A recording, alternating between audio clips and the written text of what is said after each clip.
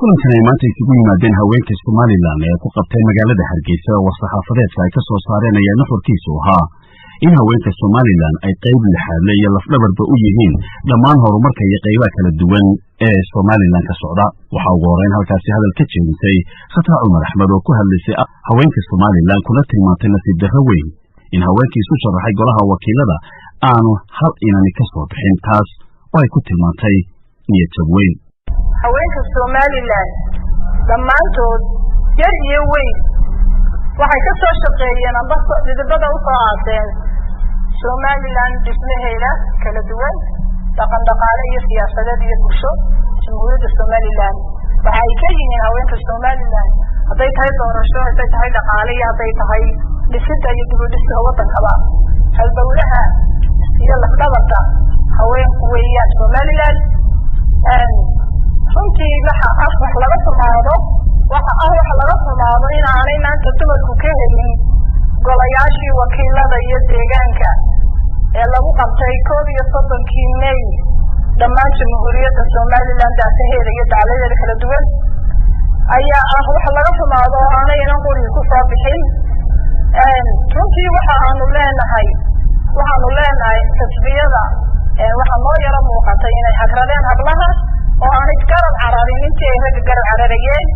Khatra Cumar Axmed ayaa carabka ku adkaysay sida ay muhiim u tahay in doorka haweenka la aqoonsado, gaar ahaana in dib loo eego xeerarka iyo shuruucda oo uu ka mid yahay dastuurka Somaliland.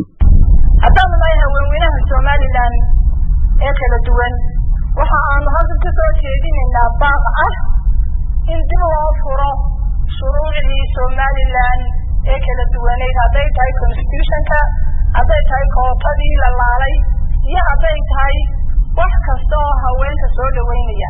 waanaynu aragnaa maanta in ay runtii ku guuldaraysanay inay habla soo fadhiistaan golayaasha qaranka ee jamhuuriyadda Somaliland.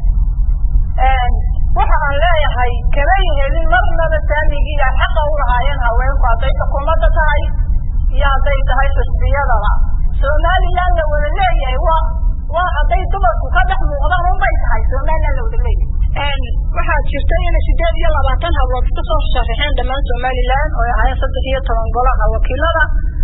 waxaan ka xumaa inaan hal mid kaliya waxa ay xawaashaysan ay soo bixin. aad iyo aad baan uga xumahay taas. waxaa kaloo iyaduna halkaasi ka hadashay Adna Aadan Ismaaciil oo tilmaantay muhiimadda haweenka Somaliland ay u lahaayeen iyo quruxda golaha wakiilada oo haweenkii hanka yeeshay lagu soo doorto qaar ka midii in ay u noqon lahayd magac iyo milgaba xisbiyada Somaliland. waxaana ku tilmaantay in dadka la doortay haatan ay yihiin kuwa looga baahan yahay in doorkii haweenka soo bixi waayey ay iyagu ku matalaan golaha.